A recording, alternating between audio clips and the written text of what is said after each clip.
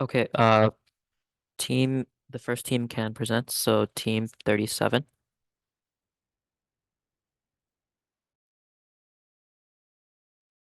Can you hear me? Yes, I can. Share my screen. All right. Turn on the camera. I think it's on. Can you see me? No. Okay. No Yeah, see. worries.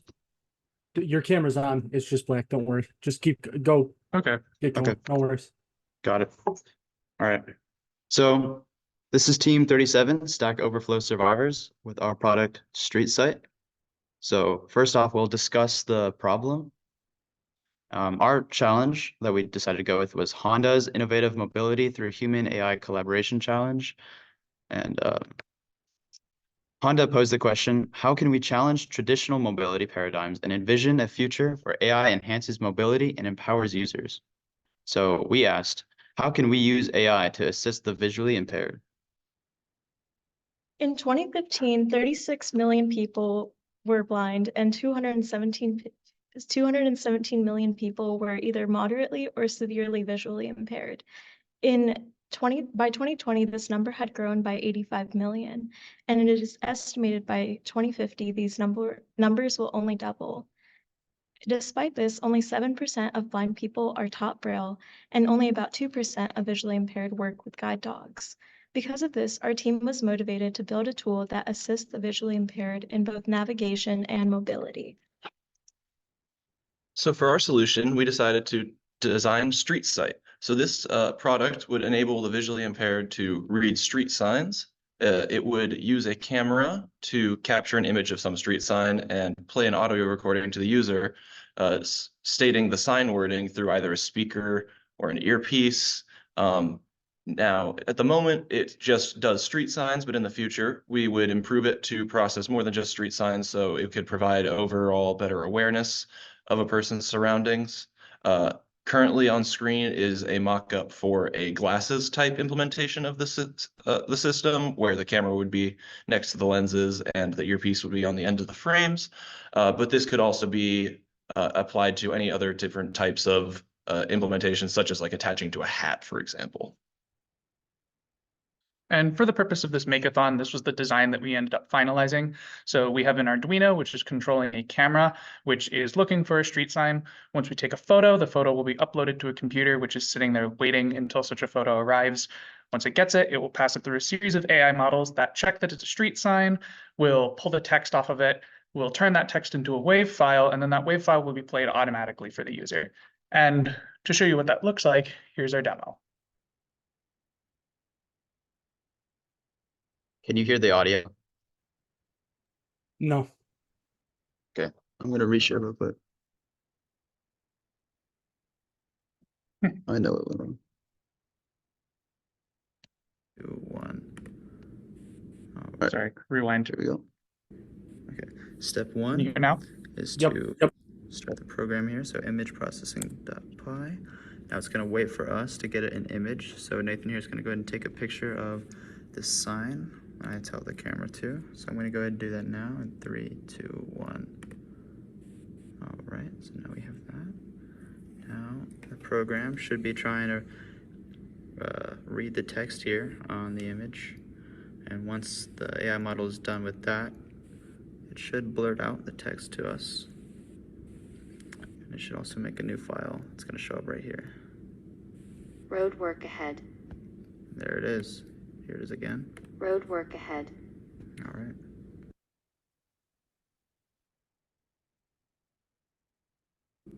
Okay. That was our project. Any questions? Very nice job. Really cool architecture and attacking of the problem in such a short period of time. I guess my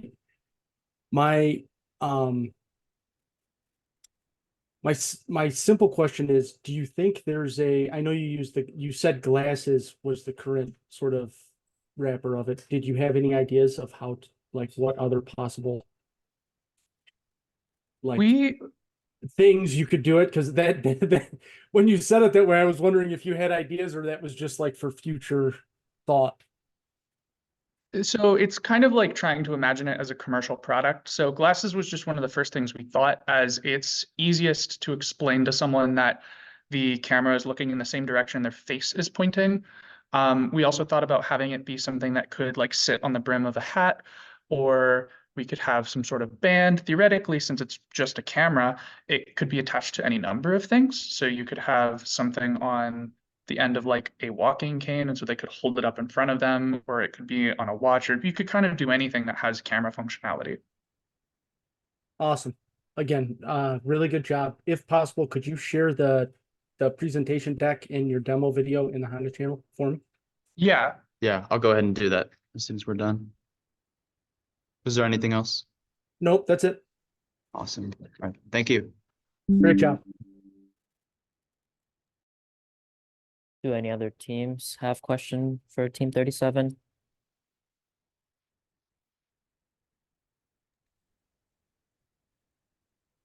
Okay. I, Oh, go ahead. I was gonna say I really like this format of everyone getting to see everyone else's everyone else's sort of project. So I think that this is a really cool new thing that I haven't experienced yet. The organizers, yeah, that was their new idea.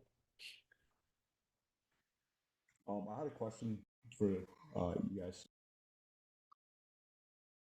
So Go ahead. I was wondering what AI model you used to detect the street sign. The audio is really bad. Is it better now? Yeah, now it's perfect. I was wondering what AI model you guys use to detect the street signs. So for object detection, I believe we used a model that was built by Microsoft. And then for pulling the text, we used one called Donut, which was originally designed for reading receipts. And then I believe we used another Microsoft for the text to speech. I forget, but all of them were available on Hugging Face. That's cool. All right, thank you.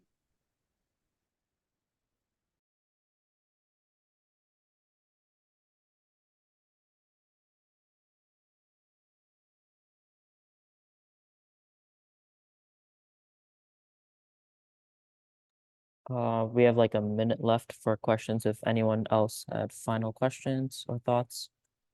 I was gonna say, in addition, that was an excellent question. Whoever asked that question, when you share your deck, and if you have a video, your video, could you also share like because in the deck you can't really get into the technical sort of side of things, just sort of what either models you use or methods you tried or anything related to the tech aspect. That would be useful for me because I write a blog about this, so that'd be great. Yeah, if you want, I believe we can share our GitHub. It's a public GitHub repo. Yeah, throw that in there as well. That's perfect. Okay. And this is for every team. So I'm making this and I'm making the adjustment. I'd like to see everyone's deck, everyone's demo, and if you have any like the technical thing, I'm not expecting you to have an elaborate write up, just real short. Like what were the technical components of your project that you used or tried? Okay, so that is all the time we have for the first presentation. So yeah, we have 2 minutes for Team 68 to start getting ready. Judge, please make sure you're recording the scores and also just get ready for the next presentation. Yeah.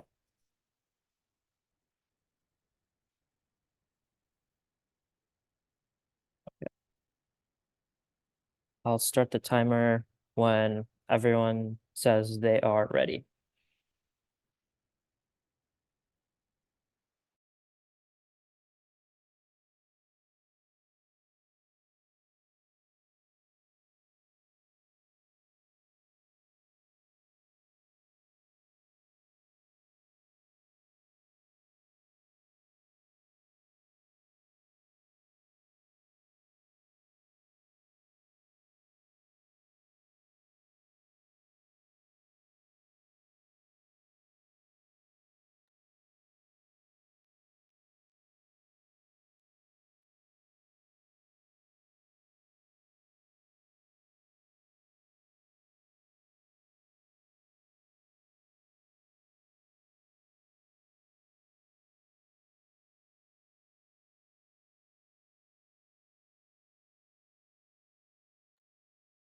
Is team 68 ready? Yeah. And is the judge ready? Yep. Okay, perfect. You may begin. Hello, everyone. We're Team No Sindawu, and we're the inventors of the Hummingbird Walker. My name is Stanish Bogala. And I'm Chaitas. And I'm Sahak. We're all seniors from Dublin Jerome High School who take part in the OSU Academy, and we're all CS majors who decided to give a try on the hardware side.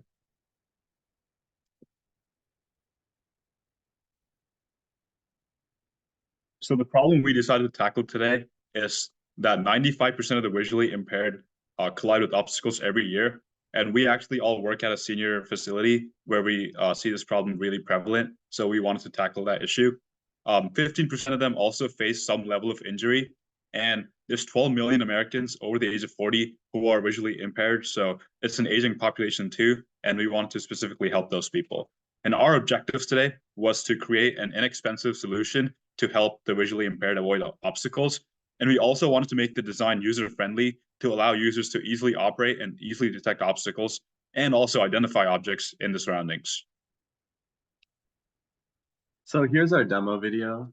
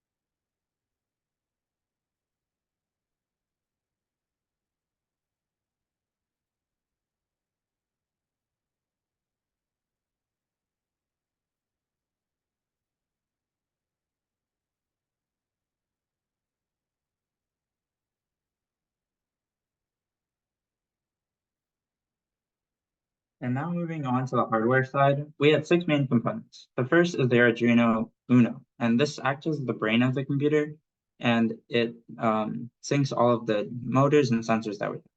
And so for the distance sensor, we are using the HCSR04, and this is an ultrasonic sensor, which we use with the DC motor as vibration. So the ultrasonic sensor, it detects the distance from the object, and it sends if the distance is too far, then it'll send a low amount of voltage to the motor, but if it's close by, then it'll send a higher amount of voltage, which increases the vibration. And so we use a joystick to control a servo. And the servo has the camera and the sensor on the distance sensor on it, and this allows it to rotate in the direction that the user wants it to face.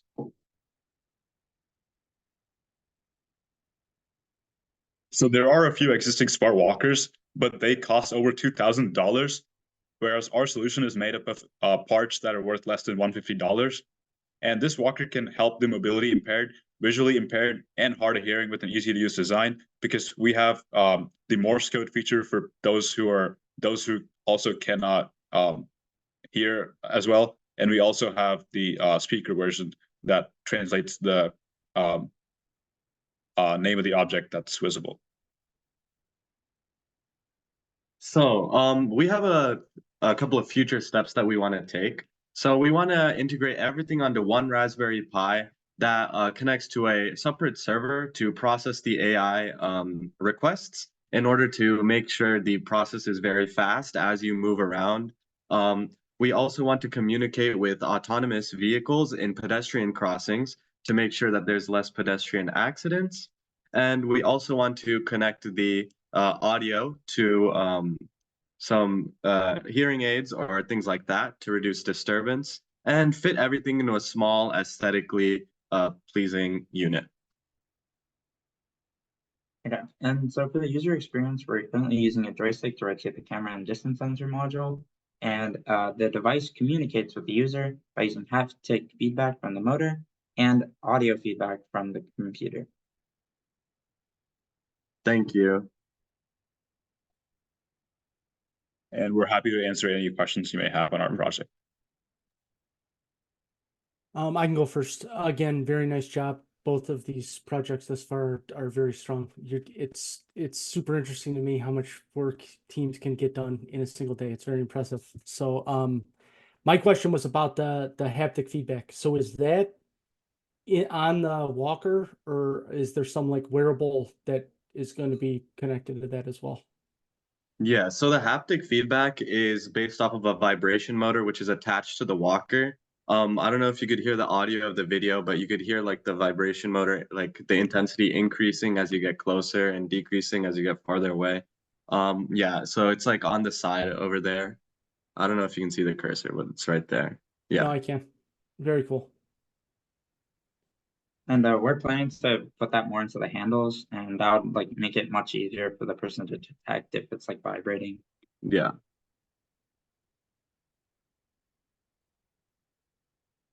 Any other questions? We'd be happy to answer.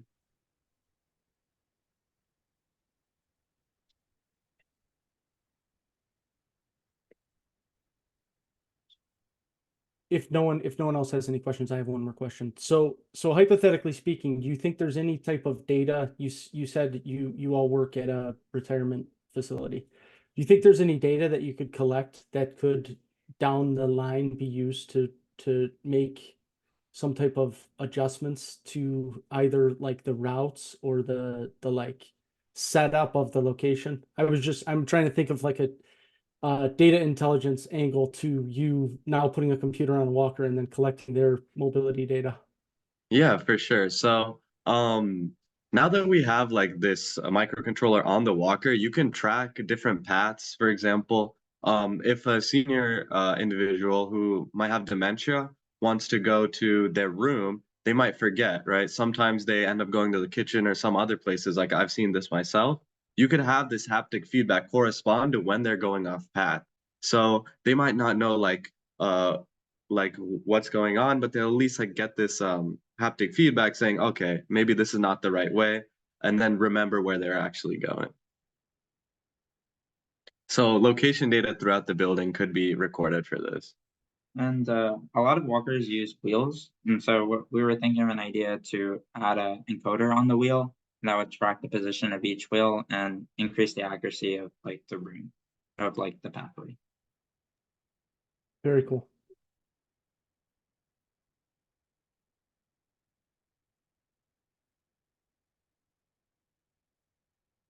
And again, please share the deck and the demo video in the Honda channel For sure, yeah. on Discord. Mhm.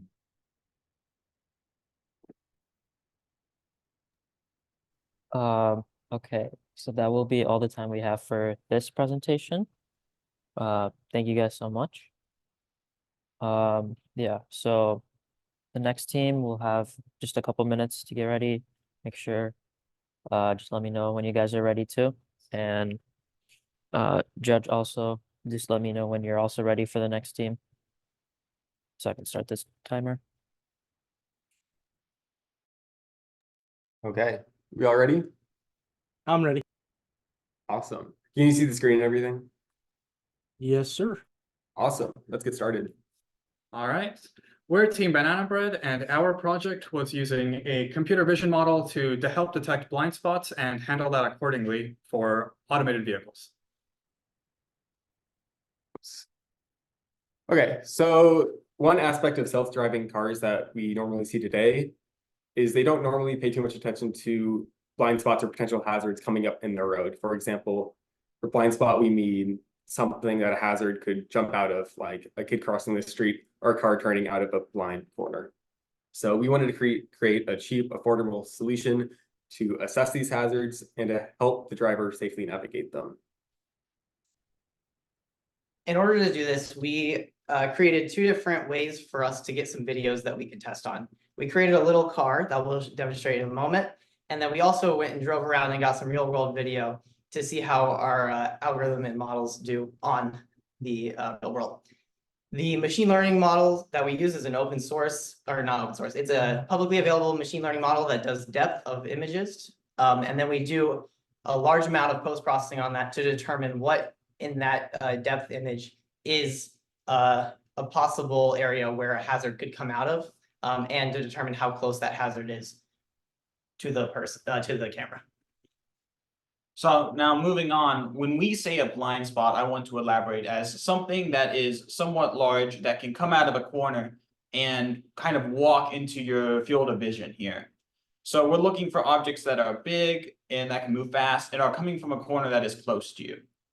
So the way that we managed to do this was we took a source image, we applied the machine learning algorithm to get the depth, and then we applied our own special algorithm to determine the danger of a given edge or corner. The way we did this is, given the depth, we're able to create a 3D mapping of the said image.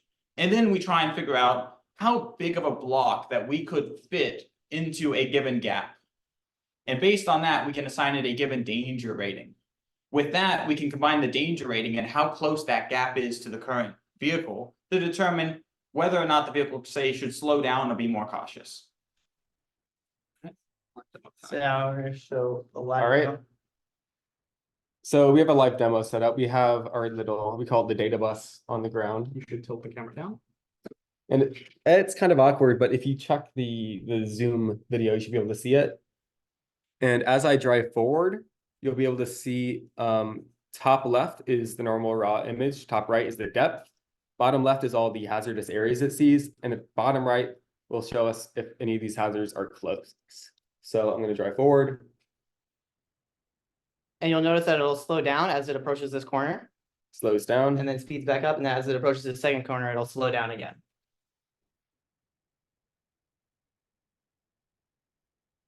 All right, and to wrap things up, we also ran a variant of that model on our real world footage. Here you'll see any place that's kind of highlighted in that orange or blue is considered a danger zone that something could pop out of. So in this case, with all these parked cars, maybe a pedestrian crossing the road and they haven't seen you yet.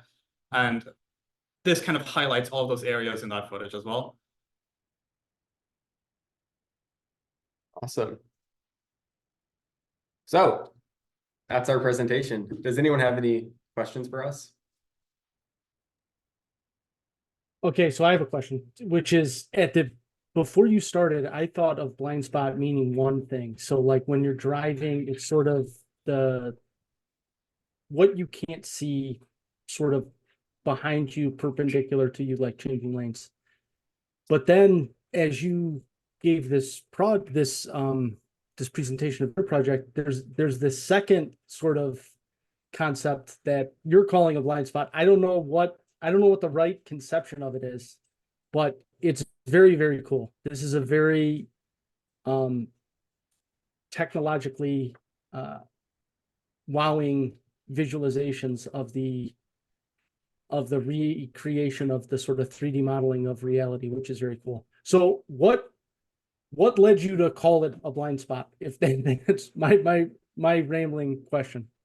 I think that just came from, that's what we initially called it when we were trying to when one of us was trying to explain it to another, they just initially called it a blind spot. And I think we just started calling it a blind spot. And I think it probably, thinking back now, more accurate terms, maybe like an obstruction, like finding obstruction points or something. But yeah, we just ended up saying the word blind spot so much that that's kind of just what came, like what we've gotten used to saying over the past 24 hours. Mostly just us trying to figure out how to describe a term that means that the camera can't see it, and it came out with a spot that's blind. So yeah.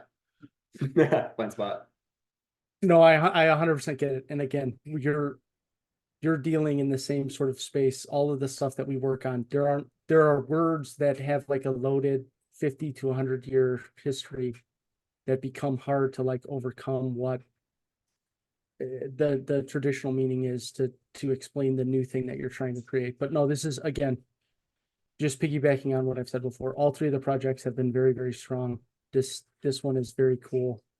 The using the little car and the real car demonstration was a hugely awesome addition. So no, I don't have any questions. If anyone else has any questions, I'd love to hear them. Very much.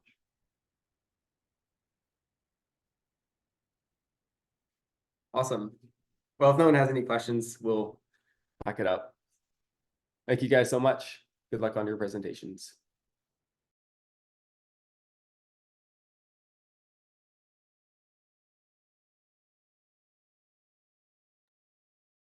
Okay, perfect. Team 67.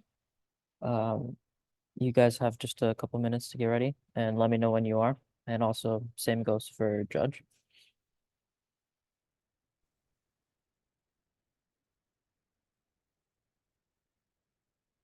Can you guys see our screen? Yes, we can. All right, cool. So, what's up? This is me and Victor. So, our project, we called it Sightseeing because our goal was to help visually impaired people, kind of similar to some of the other projects here. But yeah, so we're both juniors majoring in computer science here at OSU. So this was our like first prototype that we did. Did we cook? We said low key. Basically, we started with an Arduino Mega 2560 board, and then we had an ultrasonic sensor, a buzzer, and then we had a DC motor powered by an L293D board. And essentially our goal was to have the ultrasonic sensor detect objects that were in front of it. And as objects get closer to the sensor, the buzzer starts, beating louder until it gets to a point where it's giving like warning signals. And then we also have the DC motor kind of substituted as like a vibration motor because we couldn't like get access to one.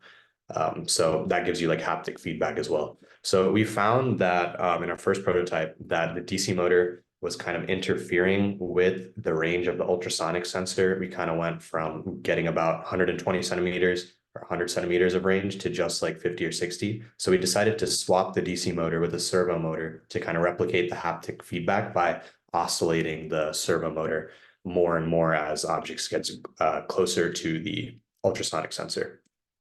So then we made a video. Let us know if you guys can hear the audio. As you can see, I have all my gear on.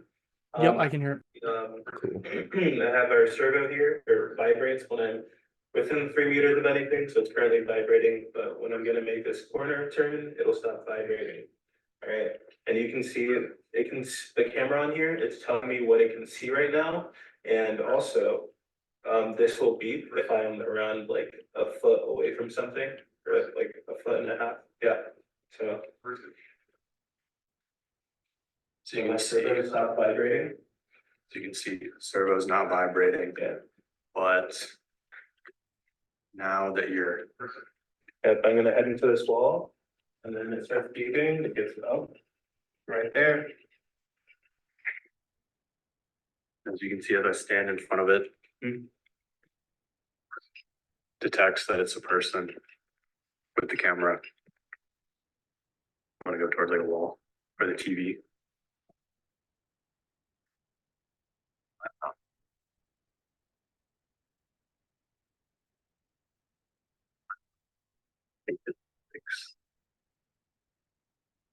And so it sees the screen, I think it's laptop. Yeah. The model could use some work, of course, but this is like a proof of concept.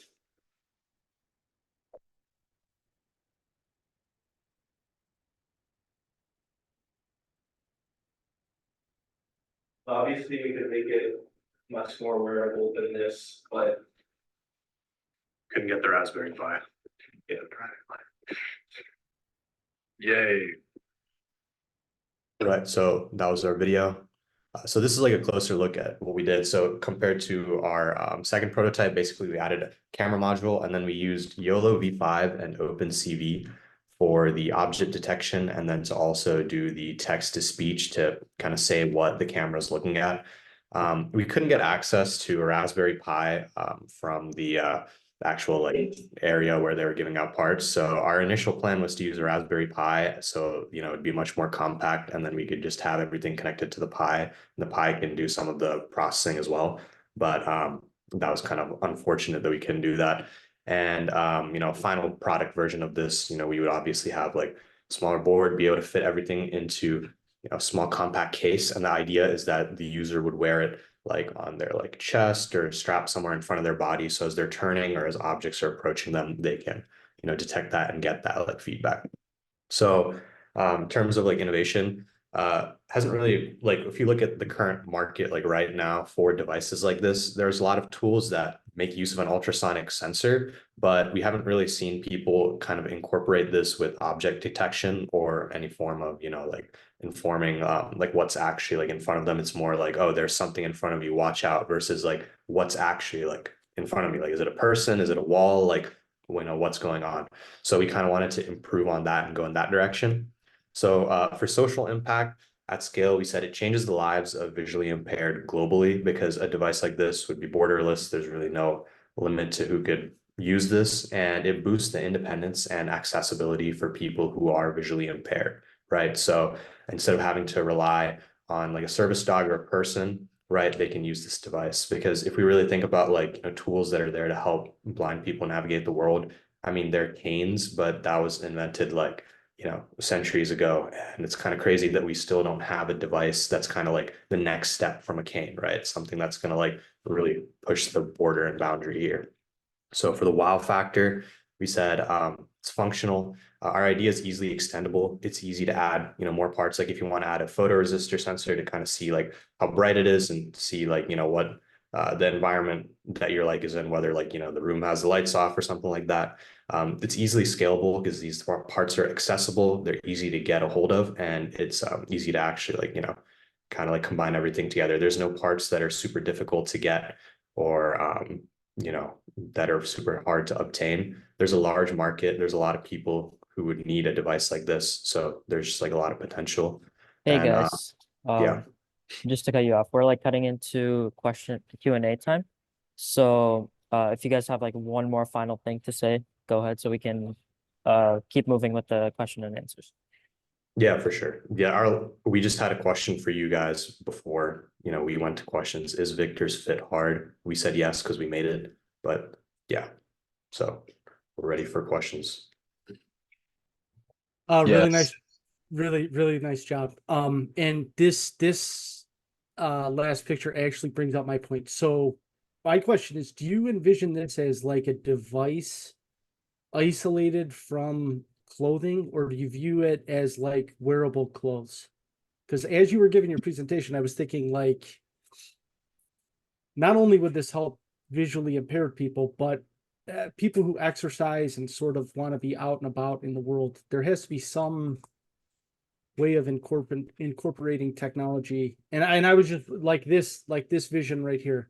Obviously, we couldn't sew the cameras and the electronics into the clothes because you couldn't wash them. So it'd have to have some way of disassembling them.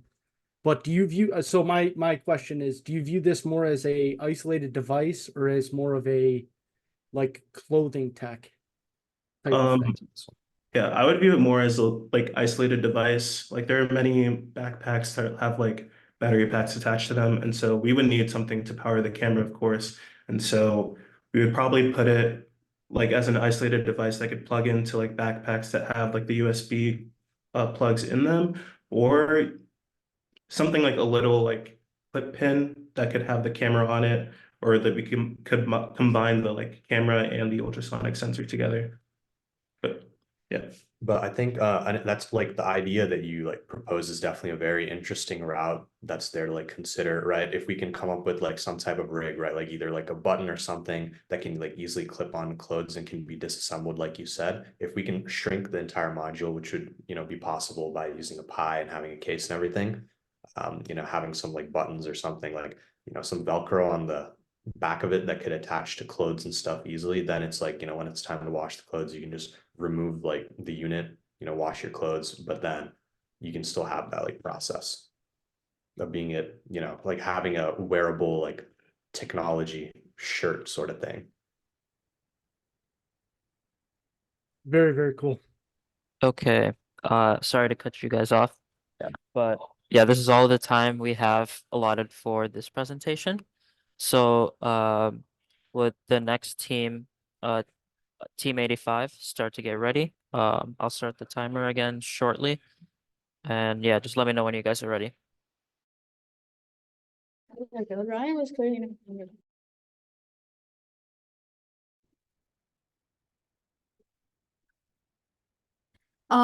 Excuse me? We did question, I think we're listed 79 which, before 85. yeah. We can go whenever, we just want to make sure we're Yeah. not skipped. Oh, so sorry. Yeah, I'm at 79. Sorry. Okay, You're good. can we start setting up then? Yes, if the judge is also ready. Yeah, I'm ready whenever you guys are. So no rush whatsoever. Okay, awesome.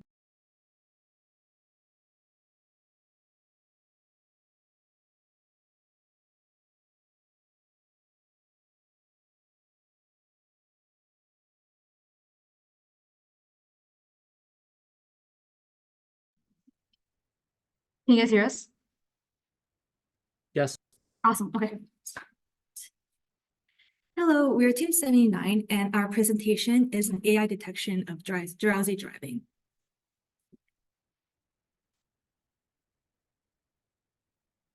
So 21% of fatal crashes in the United States are caused by drowsy driving. Drowsy drivers were involved in 91,000 police reported crashes in 2017. According to the National Sleep Foundation, drowsy driving is easily compatible to driving under the influence of alcohol. So the effect of sleepiness and driving includes decrease in visions and reaction times, and also impaired decision-making and short-term memory.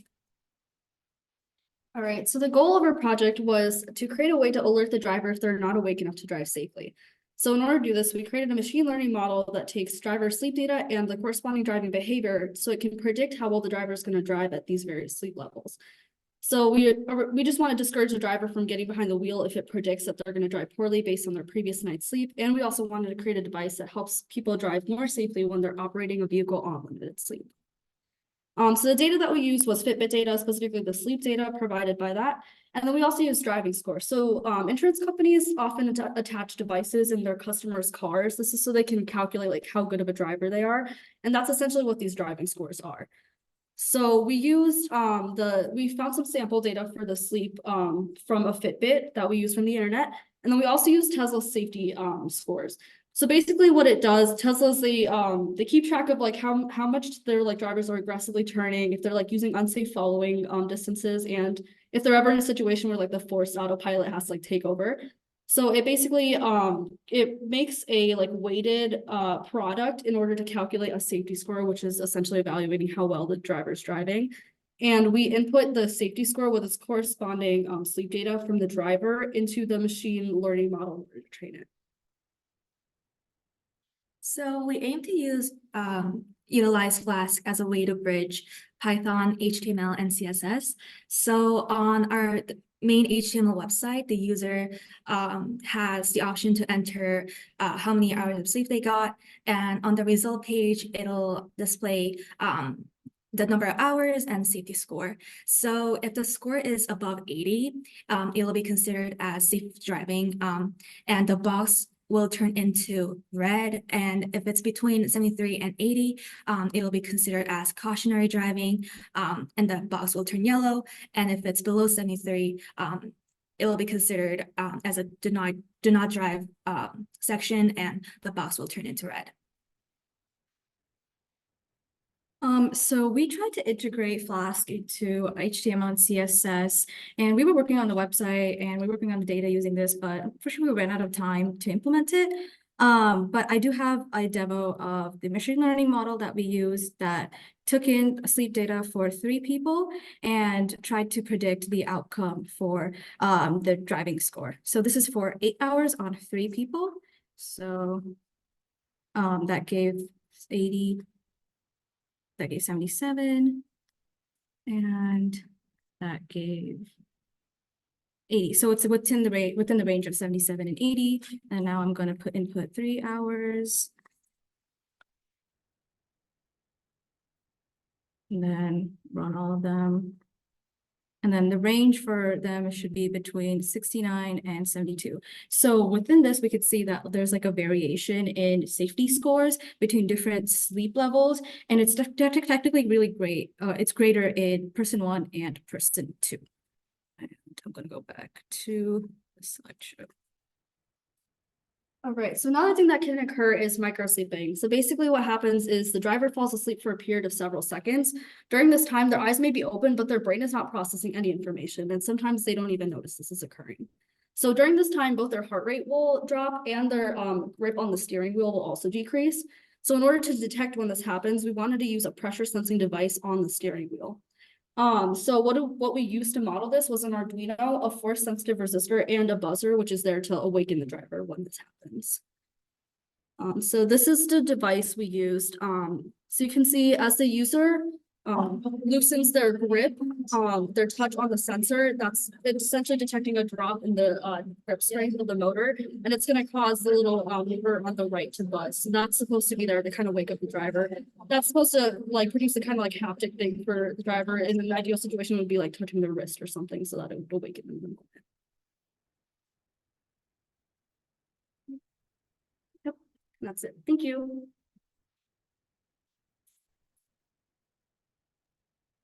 Hello.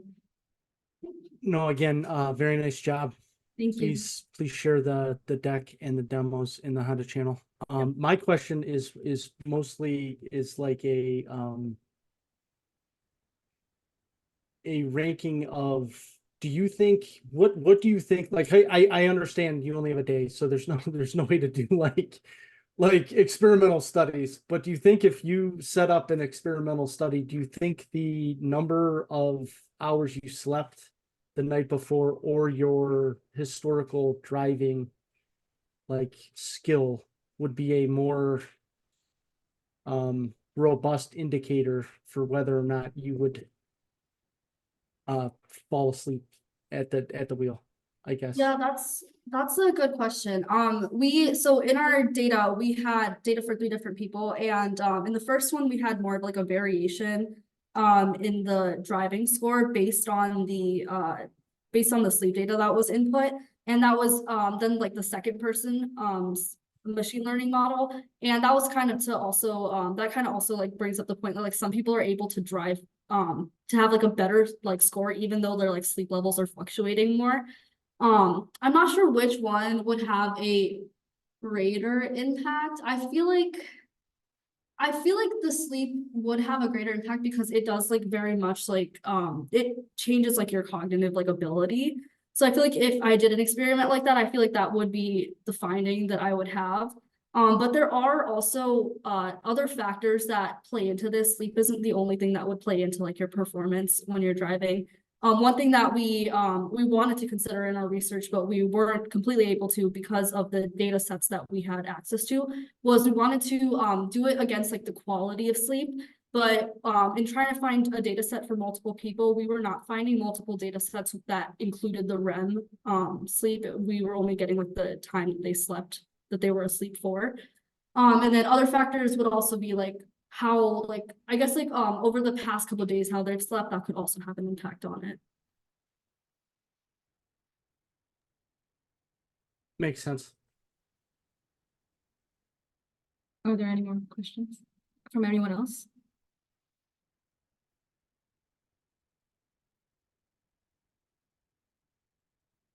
Okay, I think. I'm not sure how much time we have left. Okay, yeah, that is all the time we have for this presentation. Thank you. Thank you.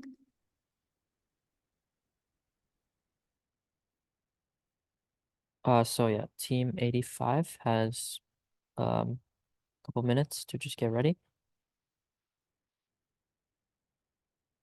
And just let me know when you're ready so I can start the timer. And then again, same goes for Judge.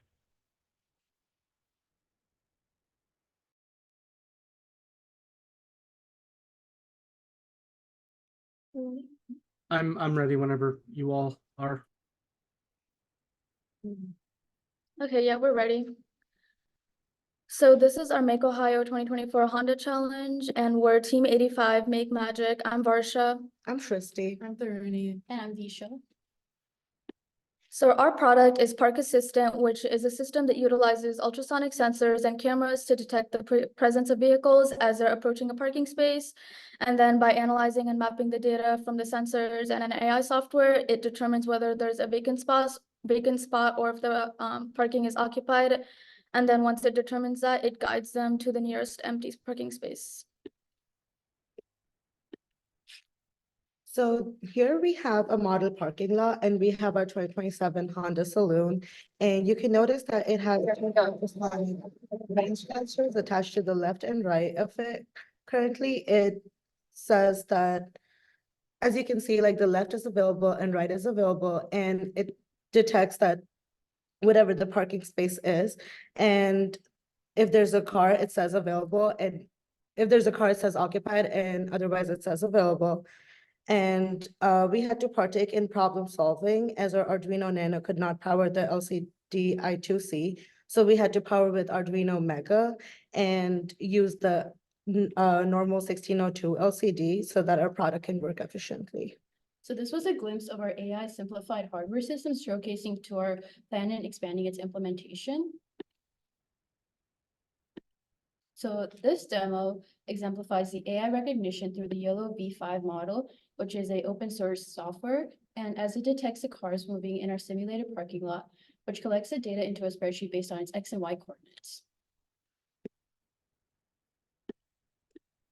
So with more time, the plan is to use the machine learning that can be specifically address a parking area with its occupation instead of just the object detection.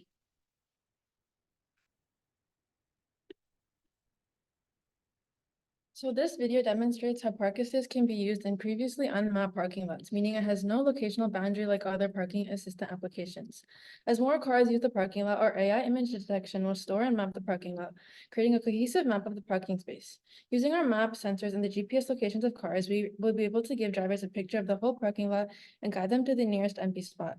This is especially efficient in large parking lots as the drivers will be able to quickly locate the nearest empty space and will not have to drive through the entire lot.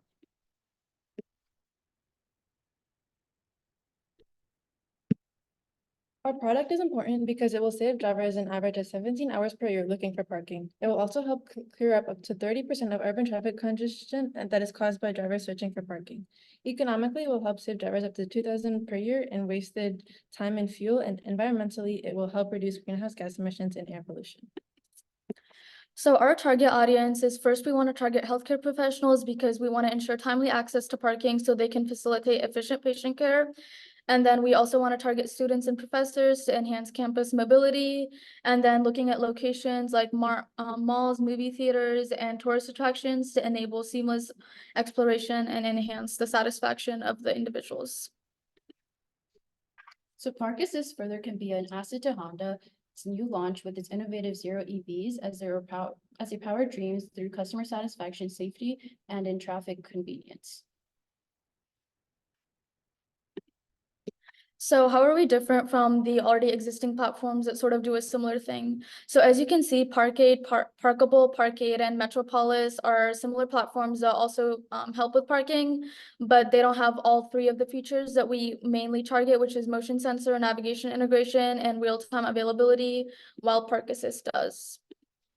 So for future implementations, which we hope to do with more time, resources, and research, we would like to integrate it with the smart city infrastructure, as well as add enhanced navigation features, and hopefully also integrate it with a mobile application. Thank you.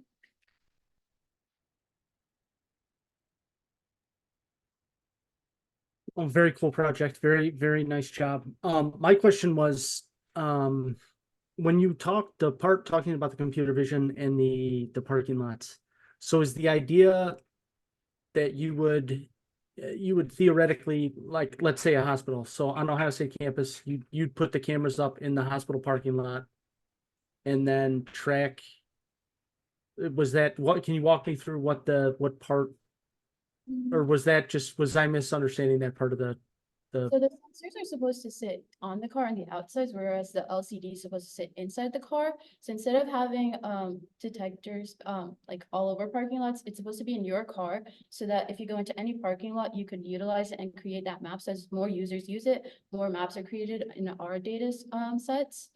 And so that it's more of like an individual device that you attach to your car versus putting it in every single parking lot. Okay, thank you. That makes sense. Very cool. What was the hardest technological component of your project for the team? I would say the AI, because we didn't have like enough data of like parking to actually like go test it out on a parking lot. And just having like enough data to like help the machine learning, because right now we just had like car detection, we use an open source system. So if we had more time, then we'd probably be able to like teach it more so that we could actually get the data that we want, which is like occupation, like if a car spot's occupied versus if it's available.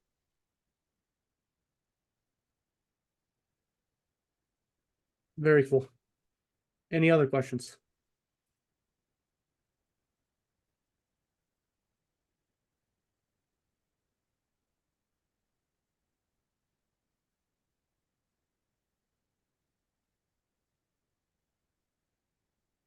Okay, if there are no other questions, we can have the next team get ready to present. So team 30. I'll give you guys just a couple minutes and yeah, let me know when you're ready. Again, same goes for judge, and I'll start the timer. You hear me all right? Yep. Okay, thank you.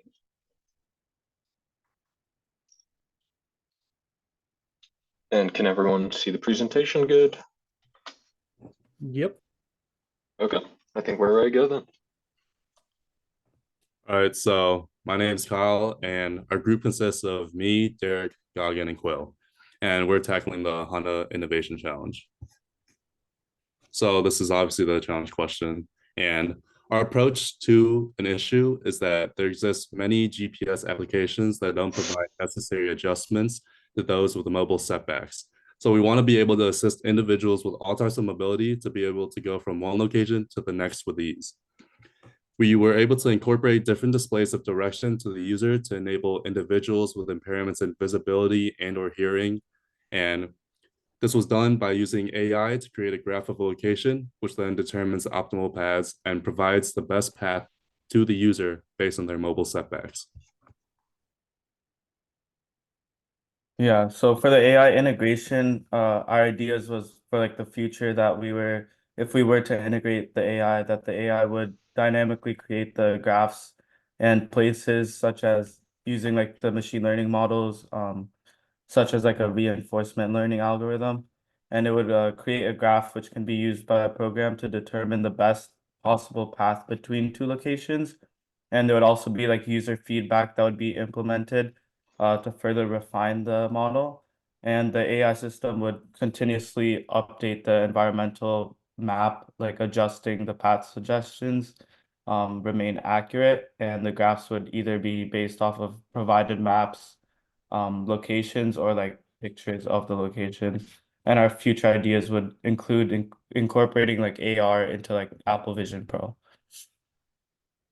So once the AI creates an abstract graph of the pedestrian location we want, we can use the software once we obtain what two locations the user wants to go between and their ability to move between those. We can determine the best path for them based on their ability. This is done through breadth first search, which disables the edges for which the person cannot traverse, say a flight of stairs or something like this. And this allows the most optimal path for their ability to be determined. And here's an example of this through the Java program we created, where we had different inputs. So the first two inputs being where you want to go between, and then your ability level, where 2 is like you can go up flights of stairs, and 1 is you can go up ramps, 0 is you can only use elevators. And it shows that some paths which require a lower ability are longer than ones that for which you can go upstairs, and some paths even don't exist for those who cannot go up ramps. And then this leads into our hardware part of this. For hardware specifications, our hardware involves an Arduino, which allows someone to move through a joystick and helps guide the user to a destination. This is done in 3 ways. An LCD displays text for the direction for the user to go. 4 LEDs indicate the direction, and a buzzer plays the direction in Morse code. And additionally, we have implemented tactile sensation through the buzzer, as someone can just touch it directly to feel the Morse code.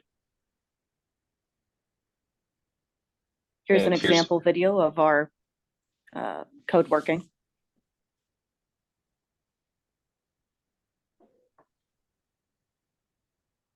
So currently the blue is showing to move forward.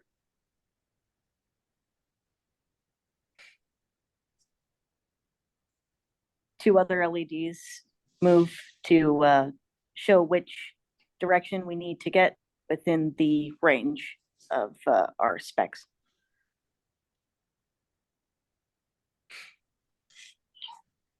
This design successfully incorporates a mixture of AI, hardware, and software to successfully create a pedestrian navigation method, which is responsive to users' physical and sensory abilities. Most importantly, future iterations of the project would incorporate the AI to transcribe the graph and link all the parts to create a seamless user experience.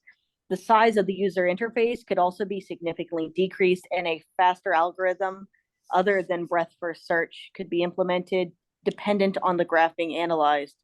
For hardware improvements, we want to incorporate it into Apple Vision Pro to be able basically create augmented reality and be able to guide someone hands-free, such as someone who uses both hands to move a wheelchair.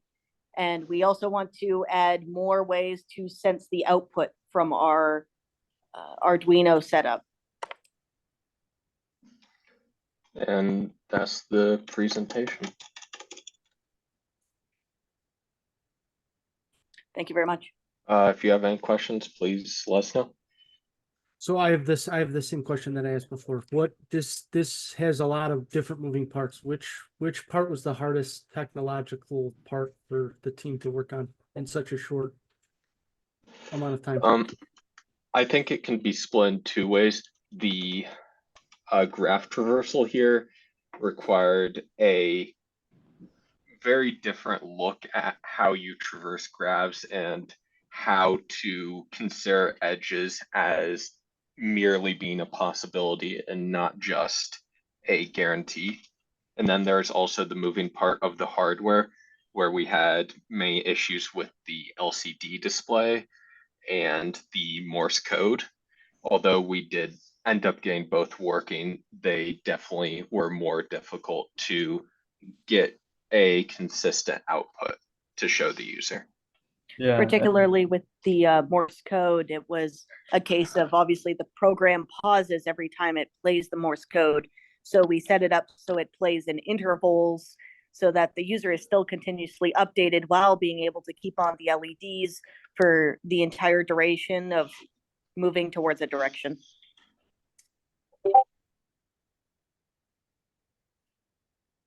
Any other questions? So for the traversal, where does that? I'm assuming it's sort of like a map. Where does that come from? Is that something you'd The have graph? to? Yeah. So that is where the AI comes from. The Okay. idea is you would have a map. Say this example here is Knowlton Hall. So you would have your map of Knowlton Hall that you and I would read on a key or something.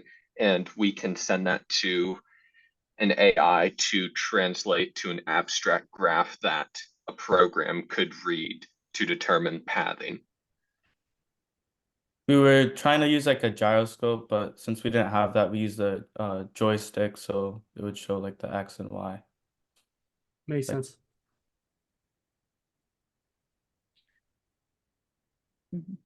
Any other questions?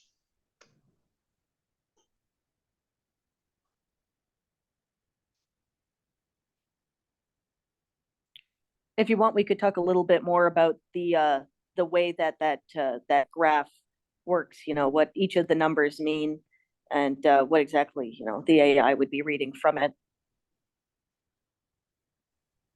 You could ask where's Grantham, how much time you have left? Unfortunately, yeah, that is all the time.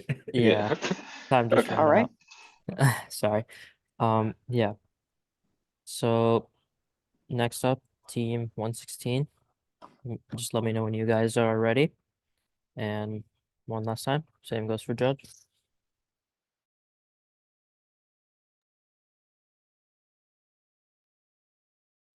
I'm ready whenever you all are.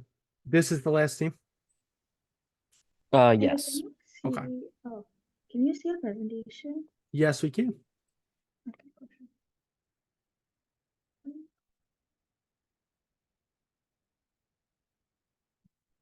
Okay, yeah, perfect.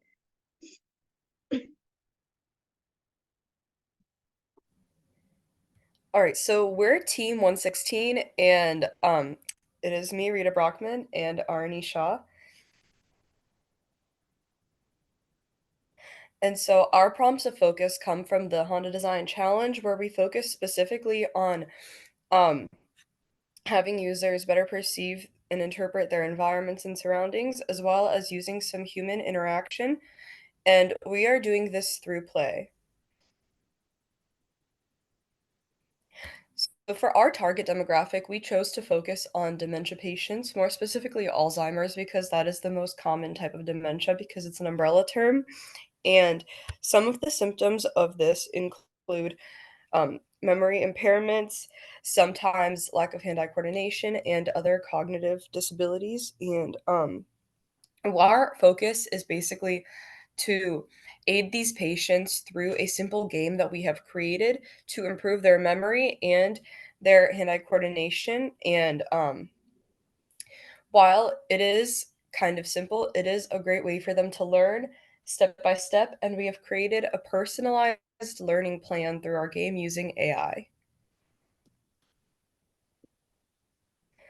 So our project uses the Arduino IDE library as well as other components, which we will describe later, to create a memory game, assignment memory game, to enhance mobility paradigms. And we are helping dementia patients in memory improvement and fine motor skills.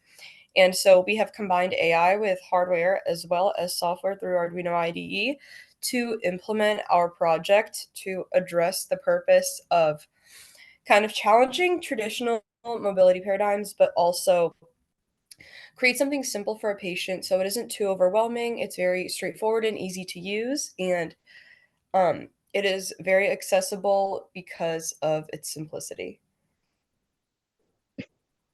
So here are some of the elements that we used. We used the 5 voltage power supply, the Arduino Mega 2060, 4 LEDs, 4 220 resistors, 4 push buttons, jump wires, buzzers, and breadboard, and USB cable.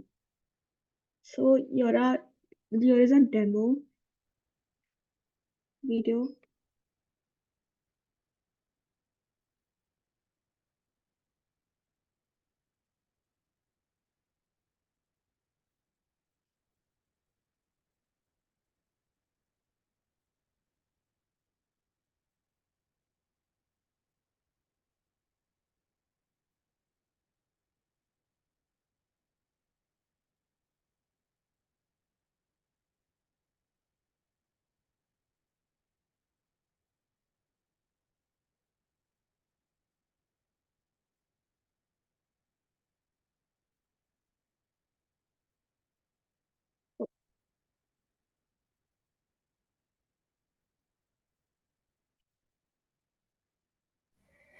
All right, and so while currently our design focuses on making a randomized pattern selection, which means creating different patterns for the user to memorize.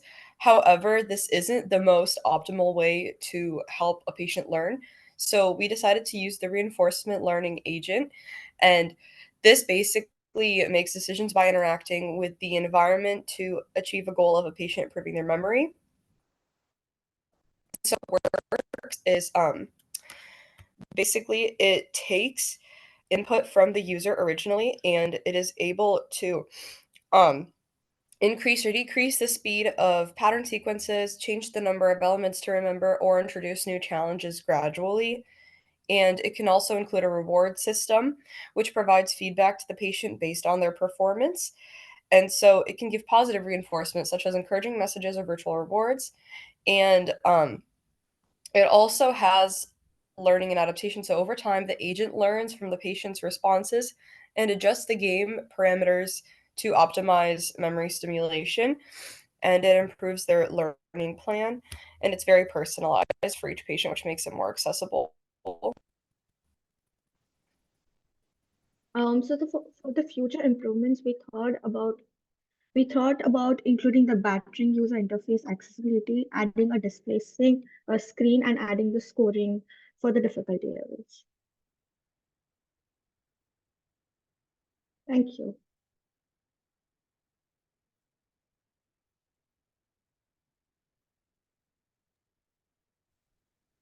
Very nice job. I have one question. At the end, you were talking a little bit about the reinforcement learning point. Can you talk a little bit more on sort of how that played into the concept of the game?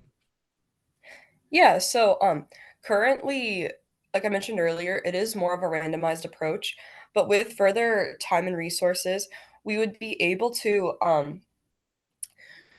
incorporate this model to create a more personalized learning plan. So currently the game does start from one element and then it increases incrementally by one each time.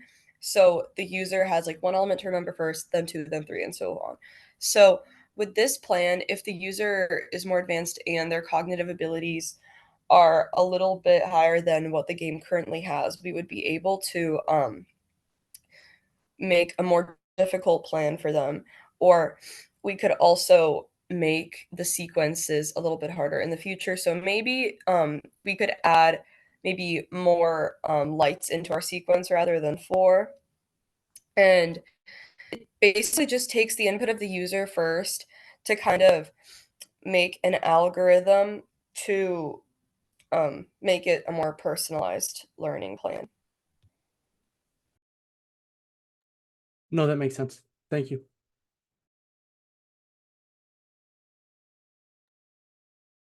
Any other questions?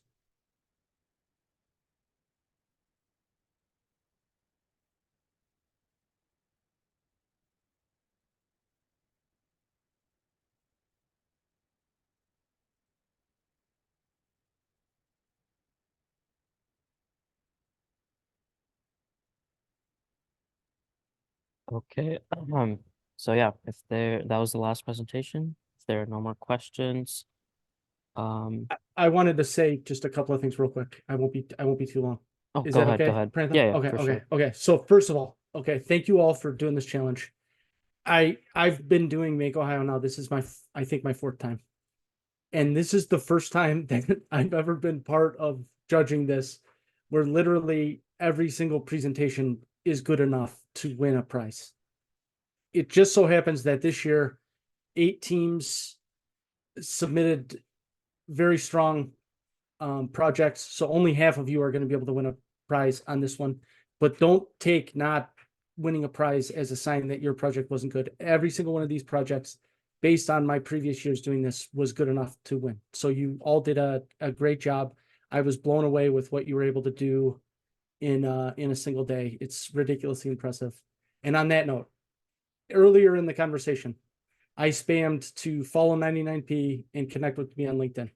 Now, my pitch to you for that is, now that you've done this challenge with 99p, and I know you a little bit more, when I share internship opportunities and job opportunities from Honda, from our 99p Labs page, if you'd like to apply to those, you can, if you're connect with me on LinkedIn, you could private message me and say, hey, Ryan, this is blah, blah, blah. Remember, I did the Make Challenge in 2024. I built this. I'm trying to get this internship. Would you write me a letter of recommendation? I'd be happy to vouch for anyone who did any of these projects at your ability to sort of deliver on a short time frame interesting and important ideas. So just as a note to entice you to follow 99p and to connect with me on LinkedIn, if you have any interest in working at Honda or interning at Honda, definitely do so. And again, you did a great job. So super proud of the work. It was unbelievable. So awesome job. And that's it. Phantom. Thank you. Yeah, I'll be stopping the recording now.